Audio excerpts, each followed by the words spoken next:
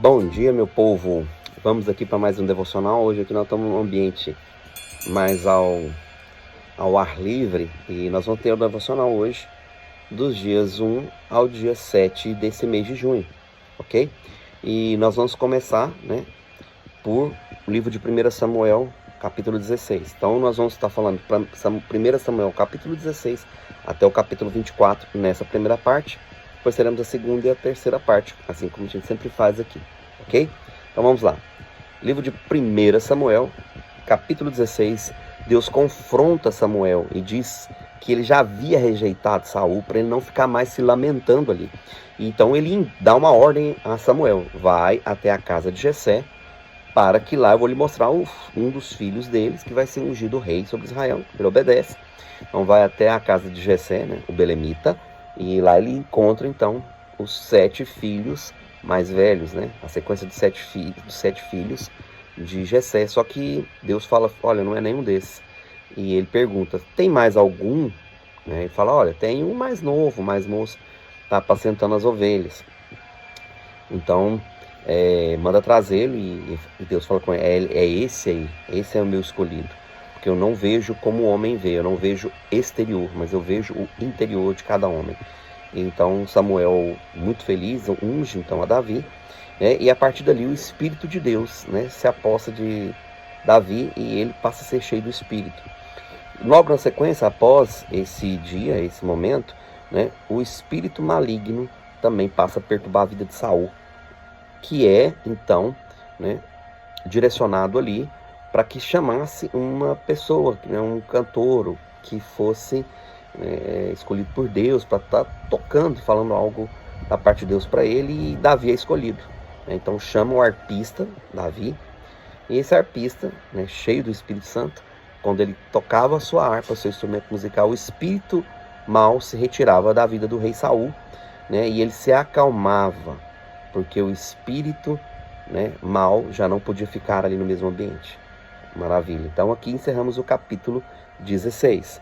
E na sequência aqui do capítulo 17, de 1 Samuel, conta então a famosa história de Davi e o Nefilim, o gigante Golias. Nefilim, palavra em hebraico para gigante.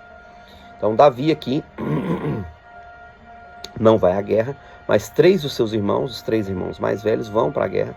E o pai de Davi orienta: Davi, você vai lá e vai levar 10 pães e 10 queijos para os seus irmãos e para os capitães ali do exército e trazer-me notícia de como estão seus irmãos lá.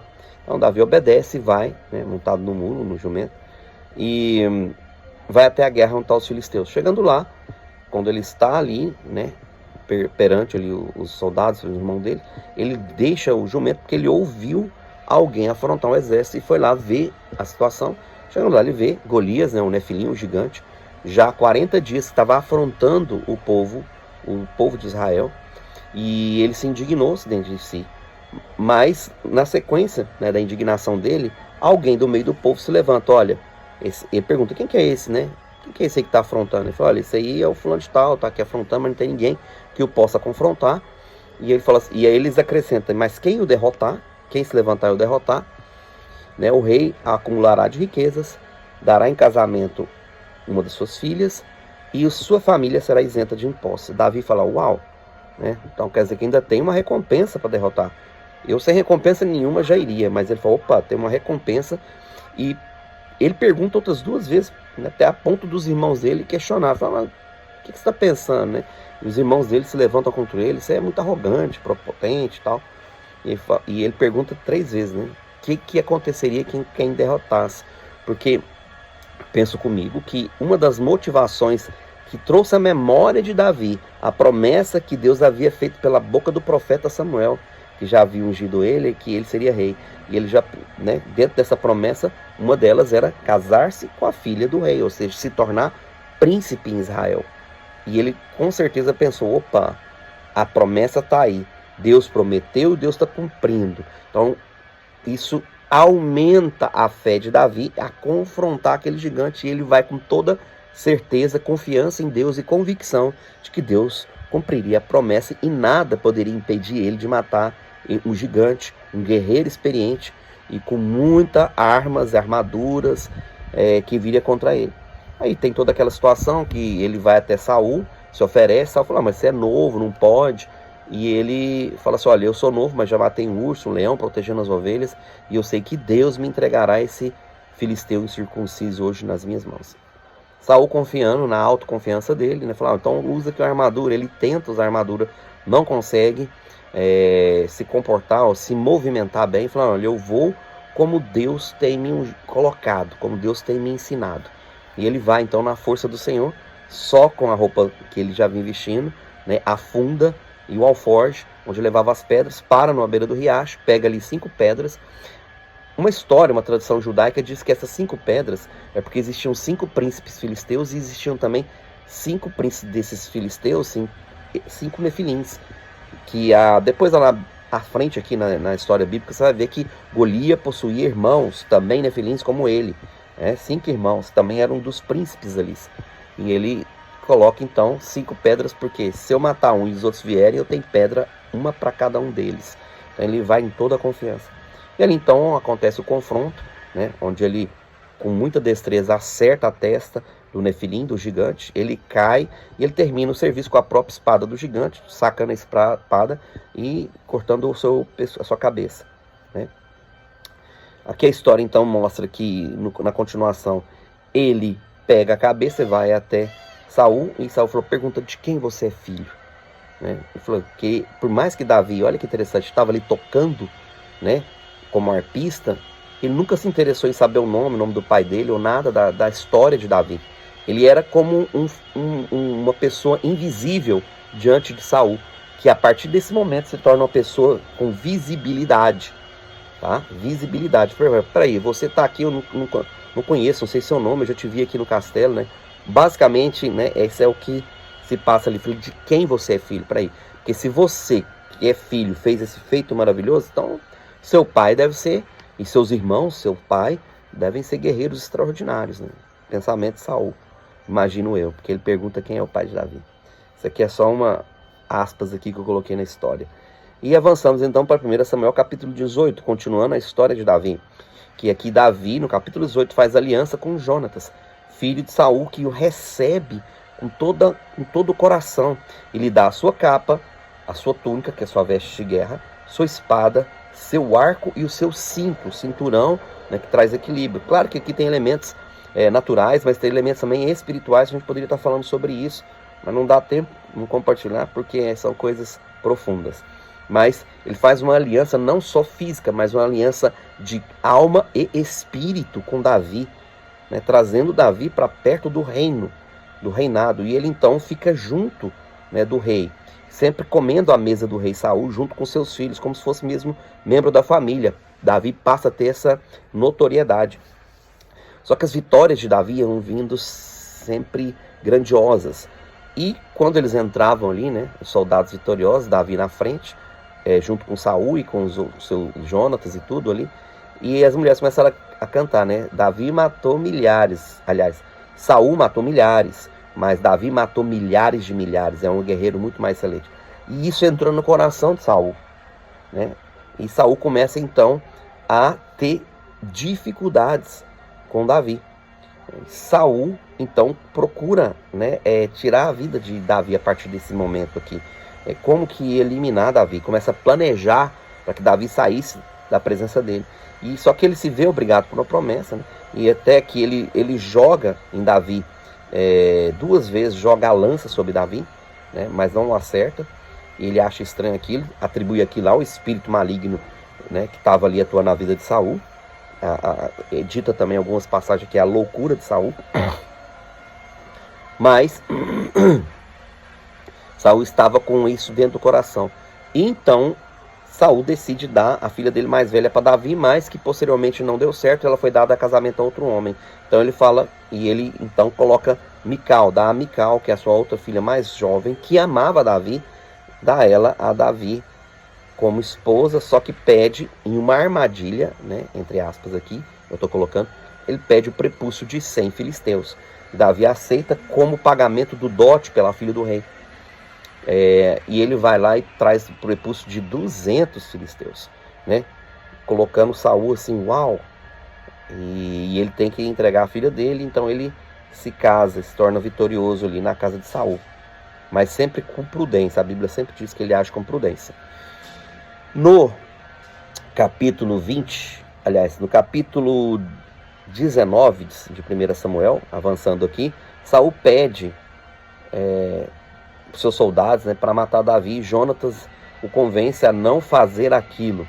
Depois de algum tempo, ele volta a tentar novamente, né, contra a vida de Davi, mas Mical salva ele ali da situação, né, enganando ali, também com a ajuda de Jonatas, e ele foge, né, e vai se encontrar com Samuel lá em Ramá, e Saul fica sabendo e vai perseguir Davi até Ramá, só que ele envia um grupo de homens, soldados, e esse grupo de homens, quando chega lá, eles são cheios do Espírito, começam a profetizar e voltam e retornam sem concluir a missão. Aí ele manda outras 2 vezes. Segunda vez, outro grupo de homens, acontece a mesma coisa, e a terceira vez acontece a mesma coisa, eles voltam sem nenhuma conclusão, porque eles chegam ali, são tomados pelo Espírito de Deus, começam a profetizar, até que próprio Saul decide ir, né? E ele, quando vai ali procurar, ele chega no grupo dos profetas e também é tomado pelo Espírito de Deus, que isso aqui é incrível, porque ele vinha já há muito tempo que o Espírito de Deus não se manifestava nele.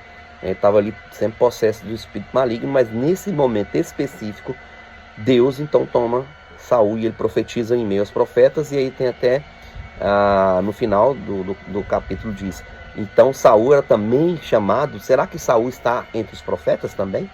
Né? Colocaram essa dúvida, aspas, aqui no capítulo final 19. 1 Samuel capítulo 20, avançando aqui, Davi foge e se encontra mais uma vez com Jonatas, e eles fazem um propósito de tentar recuperar a presença de Davi de volta junto com o rei. Então ele ali faz esse propósito de testar o rei, e Jonatas fala, eu vou voltar, vou falar para o rei que eu deixei você ir, ele vai notar sua ausência por 3 dias, daqui 3 dias eu volto, e eu vou falar para ele que eu liberei você para ir para junto à sua família esses dias para fazer sacrifícios e participar de uma festa. E Davi topa e fala, olha, o sinal vai ser o seguinte, se meu pai, né, tiver com o coração aberto para receber você de volta e parar com essa história, eu vou atirar uma flecha e vou pedir para o meu garoto, meu flecheiro, ir buscar a flecha e falar assim, olha, a flecha está para trás de ti, pode vir que está tudo bem, está em paz.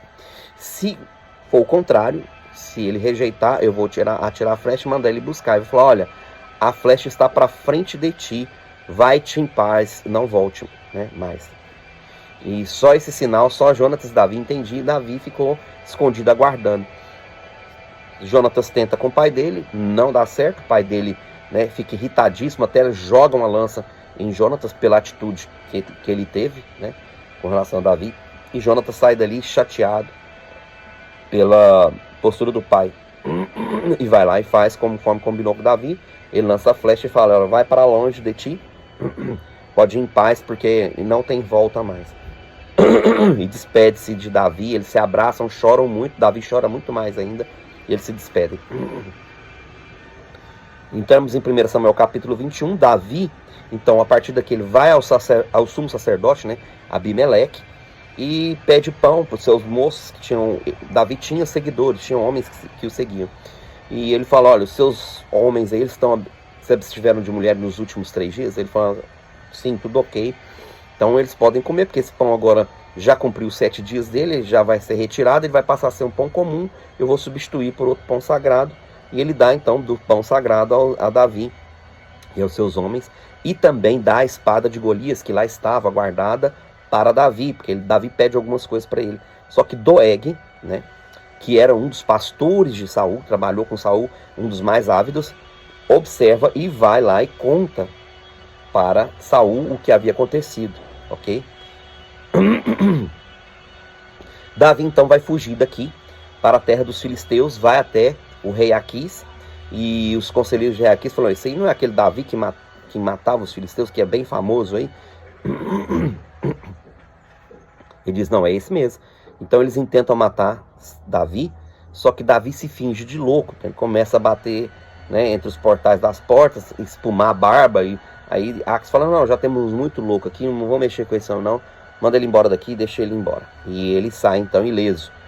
1 Samuel capítulo 22, né? Davi vai ali então para a caverna de Adulão, onde ele se ajunta com 400 homens que se ajuntam a ele. Homens tristes, endividados, em aperto financeiro, estavam ali na caverna, né? Bem parecido com os dias de hoje, né? E então Doeg, depois dessa situação, Doeg vai então até Saul e delata, né? Ele denuncia o que Aimeleque, o sumo sacerdote, havia feito em favor de Saul. E eles vão então até o sumo sacerdote. E ali chegando, eles interrogam ele, falam: mas por que você fez isso? Tal. E o sumo sacerdote falou: mas eu não sabia que o rei estava perseguindo Saul. Pelo contrário, achava que... Aliás, eu não sabia que o rei Saul estava perseguindo a Davi.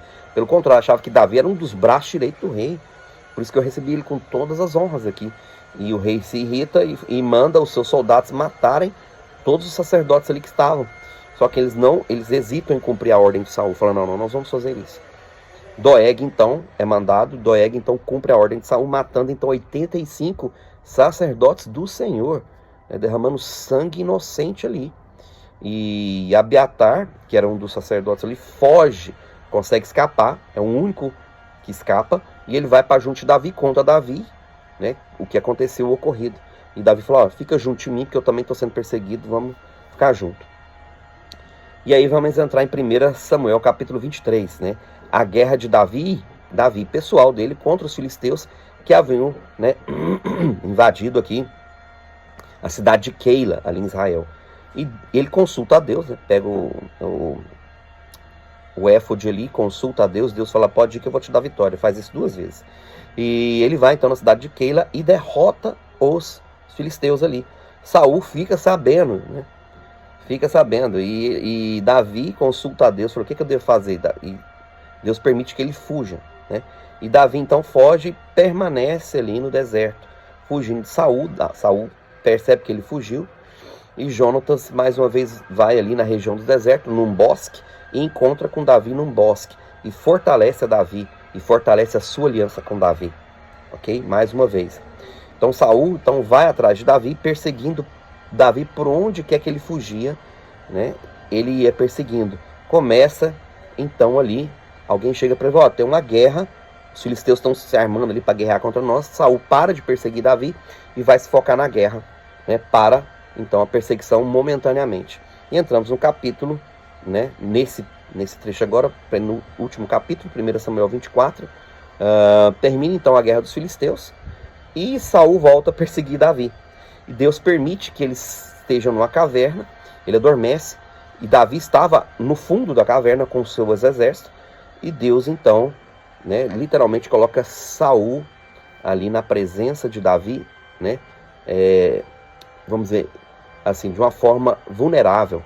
Davi então, sabendo que ele era ungido do Senhor, hesita, não toca nele, não mata ele, mas corta um pedaço da orla do manto dele, né? E depois se arrepende, falando: não podia nem ter tocado na orla do manto. Do tamanho o temor que Davi tinha de tocar no ungido do Senhor. Só que daí de longe ele grita, né? Mas assim, à noite, de madrugada, fala: olha, Deus te entregou nas minhas mãos e eu não hesitei, eu não toquei em você. E tá aqui a orla do seu manto. Aí ele provavelmente olha ali e vê, né? E eu fico indignado: por que você está me perseguindo? Eu nunca fiz mal nenhum a você. E ali ele, né, ele elogia Saul, pede perdão por alguma coisa que fez e fala: pare de me perseguir. Saul se arrepende aqui naquele momento, né, e, né, fala assim: olha, eu vou te deixar em paz, o Senhor é contigo, eu só te peço uma coisa: lembre-se da minha descendência, não mate os meus quando você for rei de Israel. Saul fala isso a ele. E terminamos aqui então a parte 1 do nosso devocional. Deus abençoe. Parte 2 do nosso devocional, entramos então em Salmos. Vamos ler do capítulo 61 até o capítulo 67. Salmos. Salmo 61. Na tradição judaica é um salmo atribuído a Davi, é um salmo de Davi, escrito possivelmente no tempo de exílio, depois da perseguição de Absalão, seu filho. Lá na frente na história de Davi, Absalão, né, toma o trono e passa a perseguir seu pai, Davi. E esse Salmo 61 é esse salmo, de perseguição por Absalão. Ele é um salmo de clamor, né, e de adoração, que clama a Deus por livramento, né, das tribulações que ele vinha passando.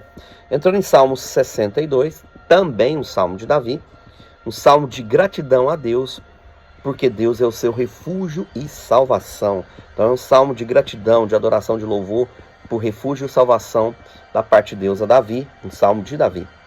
Salmo 63, salmo também de Davi, escrito possivelmente no deserto de Judá, quando esse fugia de Saul, né? Em uma das fugas de Saul, possivelmente Davi escreve esse salmo. O salmo fala de um clamor por descanso, que a alma dele estava cansada de fugir, uma alma cansada, mas que ele esperava e confiava em Deus, e esperava o tempo do Senhor, que a esperança e a confiança dele completa era em Deus, que Deus iria dar um tempo de paz e de descanso para ele e de livramento. Entramos então em Salmo 64, também um salmo de Davi, clamando por proteção e afirmando que o justo se alegraria no Senhor. Ou seja, é um salmo de proteção, clamando por proteção e por justiça da parte de Deus e afirmando que ele era justo e ele iria ver e se alegrar no Senhor pela justiça de Deus. Salmo 65, também um salmo de Davi, é um cântico de louvor, né, a Deus, reconhecendo a sua soberania e as suas bênçãos recebidas da parte de Deus. É um cântico, uma expressão de alegria, soberania e de bênçãos celestiais recebidas da parte de Deus por Davi. É um cântico de louvor. Salmo 66, né, não tem um autor identificado, Salmo 66, mas a tradição judaica atribui esse salmo a Davi. Tá? É um cântico de louvor e gratidão a Deus também pelo livramento e pela libertação de Davi e do seu povo. É uma canção, né, que a gente costuma conhecer aqui no meio evangélico, a canção bem cantada aqui, né, no meio evangélico também, que é maravilhoso isso, né? Celebrai com júbilo ao Senhor todos os moradores da terra, servi a Ele com alegria, tá? Celebrar Ele com cântico, saber que o Senhor é bom e eterno é a sua bondade. É claro que fizeram ali uma adaptação para uma poesia, algo cantado poeticamente, mas é esse cântico, muita gente conhece ele. Salmo 67, não tem autor identificado, mas muitos atribuem também esse salmo a Davi. A tradição atribui a Davi.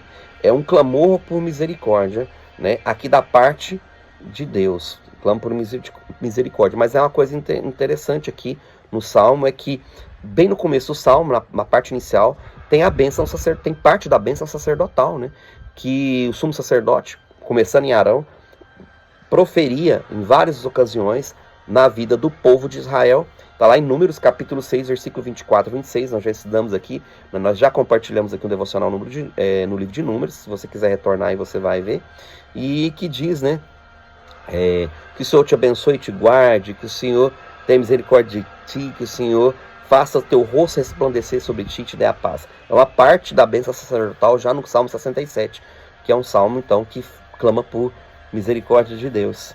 Amém? Terminamos aqui, então, a nossa segunda parte do devocional.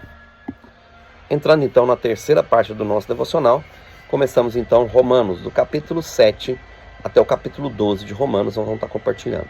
Capítulo 7, Paulo fala sobre a lei, né, do casamento, a lei, a Torá, fala sobre o casamento, e ele faz um paralelo da lei que diz respeito ao casamento, ao divórcio e tal, com o nosso casamento com Cristo, que não poderia ser uma união que pudesse ser quebrada. Ele fala sobre a lei espiritual, né, que fala que a lei, ela é espiritual, a Torá, ela é espiritual, porém, ela é manifestada na carne. Então, por isso ela se manifesta na carne. Então, o bem que eu quero fazer, Paulo fala, esse eu não consigo fazer, porque a carne está enferma, né, pelo pecado, pela lei, porque a lei atribui o pecado à carne. E a carne se torna enferma por causa do pecado que habita na carne. Por isso que fala assim, eu busco fazer o bem porque eu sou um ser espiritual, mas a carne, militando aqui com o meu espírito, em muitas ocasiões, não em todas, não me permite que eu cumpra o bem que há em mim, mas o mal que habita na minha carne, muitas vezes se manifesta. Isso é Romanos 7.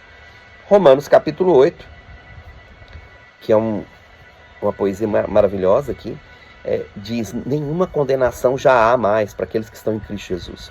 Porque no capítulo 7 ele compartilha dessa condenação que vem sobre ele, por essa militância da carne contra o espírito ali, e ele fala, olha, mas assim, eu sei que já nenhuma condenação há para aqueles que estão em Cristo Jesus, porque a lei do Espírito da vida me livrou da lei do pecado, da morte, por mais que em muitas ocasiões eu não consiga manifestar essa vida. E isso me traz tribulação, me traz uma angústia. Ele vai falando sobre isso, e aí lá na frente ele diz, mas essa leve e momentânea tribulação, essa angústia que muitas vezes vem sobre nós, não é nada para se comparar com a glória que em nós há de ser revelada no futuro. A glória, o peso da glória. E o Espírito Santo intercede por nós, porque nós nem sabemos em muitas ocasiões como orar para nos livrar do corpo dessa morte, da lei da morte, que está enferma ali. Mas o Espírito intercede por nós com gemidos inexprimíveis. Romanos 8 é maravilhoso. E aí nós paramos e pensamos, que diremos, pois, à vista então dessas coisas? Se Deus é por nós, se Deus fez todo esse milagre, quem será contra nós? Quem intentará acusação contra os eleitos de Deus? Paulo fala, quem porventura nos separará do amor de Deus que está manifesto em Cristo? Ele começa a fazer perguntas retóricas para que nos leve a um pensamento elevado espiritual em Cristo. Olha que maravilha isso. E aí ele começa a falar, quem que nos separará? Será a tribulação? Será a angústia? Será a perseguição? Será a fome? Será a nudez? Será perigo? Ou será a guerra, a espada? Ele fala pelo menos 7 coisas aqui. E ele fala assim, não, nenhuma delas. Porque em todas essas coisas, em Cristo, nós somos mais que vencedores. Por meio de Cristo que nos amou. É poderoso isso aqui. E olha que maravilha. E ele termina com mais uma profundidade aqui espiritual. Ele diz assim, que nem a morte, nem a vida, nem anjos, nem principados ou potestades, ou presente, ou futuro, ou altura, ou profundidade, ou alguma outra criatura. Ele usa 10 atributos aqui, 10 coisas. Poderá nos separar do amor de Deus que está em Cristo Jesus. Aí ele já traz para algo mais profundo. Maravilhoso. Romanos 8 é maravilhoso. Romanos capítulo 9, então, entramos aqui. Paulo, então, seguindo a sequência dos textos, Paulo fala sobre a promessa aos israelitas. Promessa feita a Abraão, que dele seriam benditas todas as famílias da terra. Ele começa a falar sobre essas questões e traz que em Isaac seria chamada a sua descendência. A descendência dos israelitas. Mas não são israelitas aqueles que são simplesmente nascidos em carne, mas o israelita verdadeiro é aquele que obedece de coração. Paulo traz isso não para a parte carnal, porque a carne está enferma pelo pecado. Ele começa lá no capítulo 7, depois vem para Romanos 8, vem falando, falou, a carne está enferma. A lei não tem poder para te levar ao processo de salvação. Ela é espiritual, mas na carne nós não conseguimos atingir esse espiritual que a lei exige. E Cristo veio para isso, para nos elevar a esse patamar espiritual. A sermos israelitas, não na carne do nascimento, mas no espírito que manifestado em nós pelo amor de Cristo. Mas os filhos se tornam filhos da promessa porque entenderam isso de coração, não por uma obediência cega. Deus usa aí ele começa a falar algo aqui profundo, sobre vasos. Deus usa o homem como ele quer. Porque ele fala assim, peraí, os israelitas ali foram como que se fossem rejeitados e tal. Ele fala, Deus usa o homem como ele quer. Há vasos para a honra e há vasos para a desonra. O oleiro, ele tem poder sobre o vaso. E ele faz o vaso como ele quer. E aí ele diz aqui, chamarei o meu povo, aquele que nunca foi meu povo. Ele cita o livro de Oséias, depois ele cita Isaías também. Ele vai falar assim, eu vou chamar meu povo, aquele que nunca foi meu povo. E a justiça, ela não vem por obras da carne, mas a justiça, ela é manifestada pela fé em Cristo Jesus. É pela fé que nós teremos justiça. E entramos então em Romanos 10, a justificação pela fé. E aí Romanos 10 vem tratando sobre esse tema também. Paulo, ele fala sobre Israel, sobre a questão dos israelitas, mas fala também da justificação pela fé. Com o coração se crê, mas com a boca se confessa para a justiça. Porque não basta simplesmente crer, mas precisa ter uma confissão de coração através da boca. E aí ele começa então a profundamente falar sobre isso, fala assim, como é que eles vão crer, como é que eles vão invocar, como é que eles vão proferir a salvação se não há quem crê? E como eles crerão se eles não ouvirem? E como eles ouvirão se não há quem pregue, anuncie? E aí ele diz, quão formosos são os pés daqueles que anunciam o evangelho, as boas novas. Profundo isso. E ele diz que a fé ela vem pelo ouvir e ouvir pela palavra de Deus. Que não há como gerar fé na obra de Cristo se a fé não for gerada, se não houver, se não pegarmos ali a Torá, a palavra viva de Deus, e juntarmos ela com a obra de Cristo espiritual, para que traga revelação, e a fé desça ao coração, e haja um proferir da boca. A fé vem pelo ouvir e ouvir pela palavra. Entramos em Romanos 11, que Paulo fala assim, então, à vista de todas essas coisas, Romanos 11 diz, Deus rejeitou os israelitas? Deus rejeitou a nação de Israel? É isso? E Paulo fala assim, de maneira nenhuma, de forma alguma, não é isso. A palavra de Deus a Elias, ele lembra de Deus falando lá a Elias, quando Elias estava em angústia, ele fala, só estou sozinho, não sobrou ninguém. E Deus fala, não, ainda tem 7.000 homens que não se dobraram a Baal. Olha o texto aqui, que Paulo traz em Romanos 11. Aí ele fala assim, olha, por causa da queda dos judeus, veio a salvação a vós, gentios. Foi por causa da queda deles que veio a salvação. Deus permitiu que a salvação chegasse a vocês. Um povo que não era meu povo passou a ser meu povo. Então se Deus, aí Paulo vai sendo duro aqui, com relação a isso. Se Deus não poupou os ramos naturais, que eram mesmo ali naturais da árvore, da figueira, naturais ali, por que vai poupar vocês que são ramos enxertados? Se vocês não, seguirem corretamente a orientação do Espírito da vida que manifesta em vós, mas rejeitarem esse Espírito de vida, a justiça de Deus virá sobre vocês também. Aí Paulo termina aqui, Romanos 11, dizendo algo profundo, é uma poesia espiritual. Ele diz, ó profundidade das riquezas e sabedoria e ciência de Deus. Ele começa ali falando sobre isso, que se virou uma canção, nesse capítulo 11, versículo 32 ao 33, essa poesia, ele diz, com profundas riquezas, saber e conhecer de Deus, a música do Diante do Trono aí, quão insondáveis seus juízos e seus caminhos, a Ele a glória, porque dele, por Ele, para Ele são todas as coisas. É uma canção, essa aqui é o trecho da canção. Romanos 12, finalizando a nossa terceira parte, fala sobre rogo-vos, pois, irmãos. Paulo faz um clamor ao povo, aos irmãos, tanto os israelitas, os judeus, os gentios que estão ali com ele. Rogo-vos, pois, a palavra rogar aqui é se colocar de joelho diante deles, pedindo clemência, que apresenteis o vosso culto como um sacrifício vivo, santo e aceitável, e agradável a Deus, que é o vosso culto racional, um culto racional, culto feito com a inteligência, com a capacidade de raciocinar, e não vos amoldem ou vos conformem com este mundo, mas renovem a seu raciocínio com a renovação do entendimento, que é exatamente o que nós estamos fazendo aqui no Devocional, irmãos. É trabalhando o nosso racional para apresentarmos um culto a Deus que é vivo, que é santo e que é agradável a Deus. Esse é o culto racional que nós fazemos aqui no Devocional, é exatamente isso. Não nos conformando com o mundo, mas renovando nossa mente, nosso entendimento, para que nós venhamos a experimentar com a boa, agradável e perfeita vontade de Deus. Só assim nós conseguimos atingir esse nível.